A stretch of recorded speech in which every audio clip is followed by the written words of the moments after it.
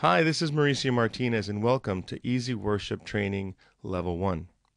Now, this training is specifically for the person who will actually be using the Easy Worship software to run the graphics or the lyrics during Mass. So let's go ahead and get started. What you're viewing right now on the screen is your control panel. This is what your screen is going to look like during Mass. So let me tell you what you see. The first thing here is on the right-hand side where it says Live. This is the live column. Everything that's shown here is what is actually live that is being shown on the screen. Let me click this live button here for a second, and I'll explain that in a second. But I do want to show you what they actually see. So again, this is what they're seeing, and their screen looks exactly like this. Your screen on your computer, on the other hand, looks like this. So you actually can see what they see, as well as in the next column what they're going to see.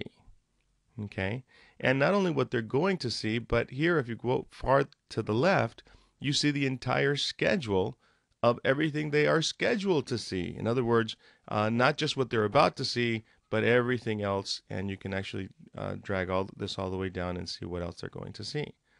Okay, so let's pretend that we're actually in a real Mass. Now, by the way, this schedule, in other words, all this information that I'm giving you right now, was used in a very specific Mass. In other words, I didn't put this together as an example for you.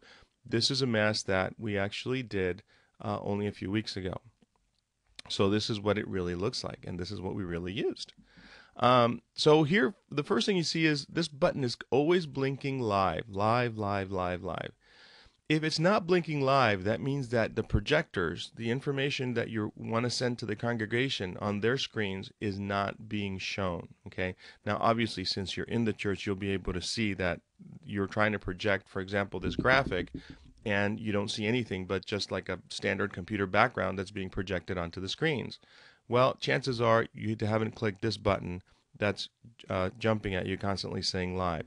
That should be always blinking live throughout the entire Mass, because again, that's what tells you that yes, you are in control of the projectors, and they are actually showing what you want to show. Okay, so we start Mass before people actually sit down, and this is why I'd say that when you sit down to your computer, you'll probably see what you're viewing just now. In other words, you'll see a graphic that's already live, unless you set up the computer yourself, and then you'll see the following preview, which will be a blank. And this is why. We usually put this up before people come to Mass, so that they have a little bit of a announcement of what the readings are going to be.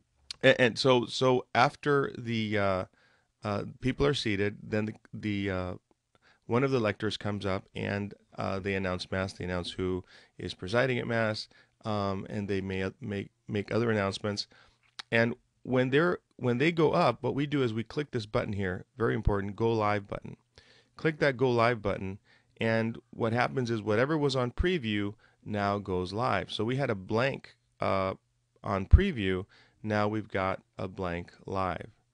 Now the reason we go blank, now not all the Masses do it this way, I happen to like it this way, is because this allows focus to actually go to the lector, and people now listen to this person and not to the graphics on the walls.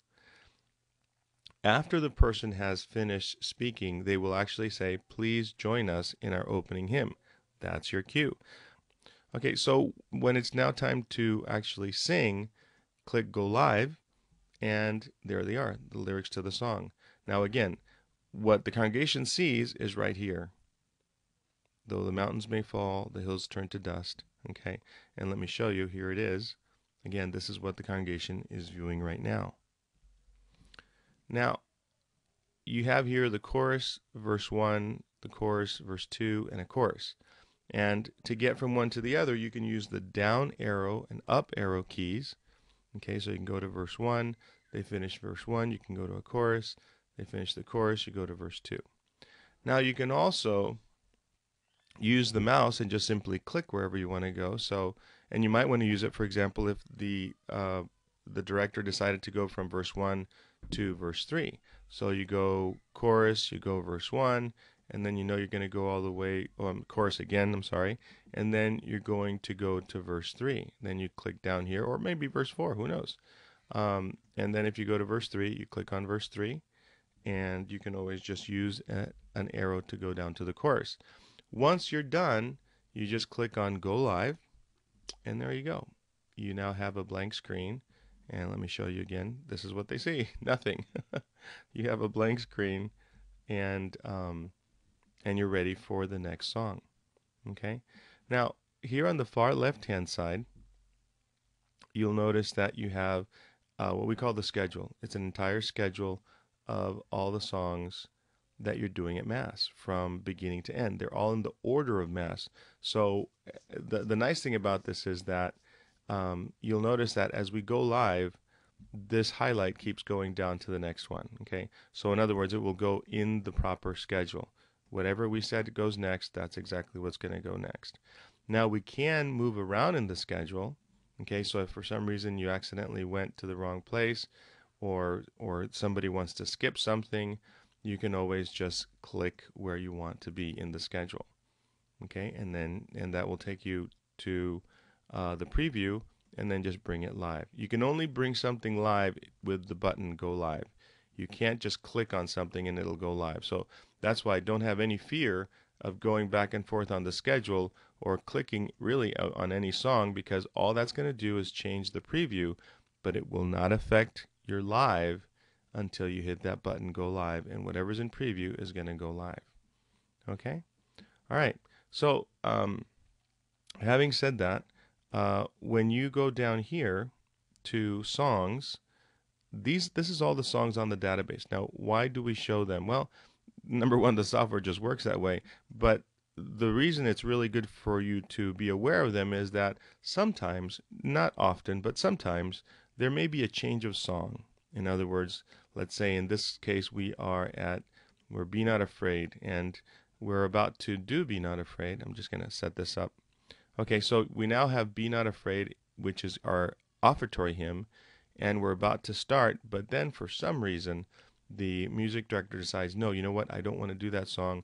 Maybe it doesn't fit for whatever reason, that was a mistake, and I'd rather do something else. And they'll tell you what it is.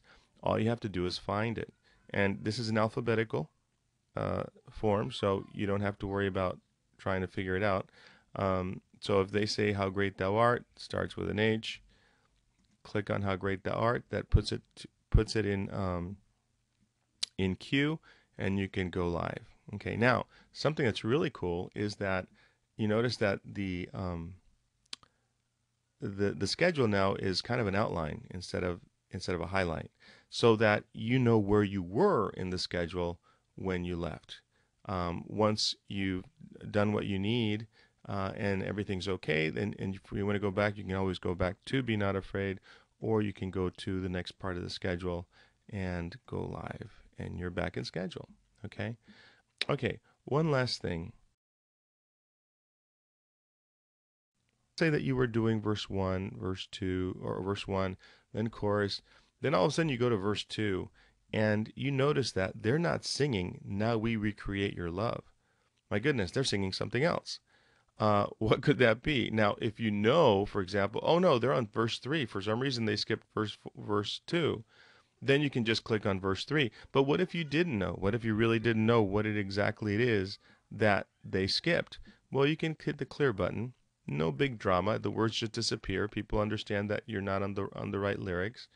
And you can look for it and say, oh, here's where they are, verse 3.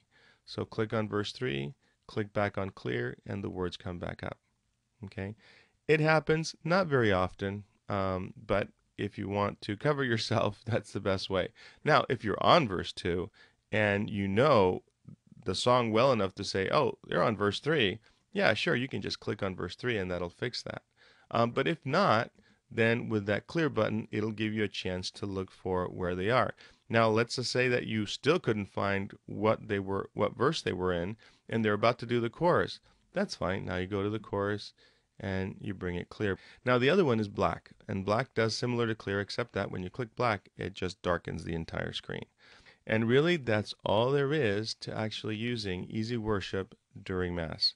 So I hope you'll join us. Thanks so much.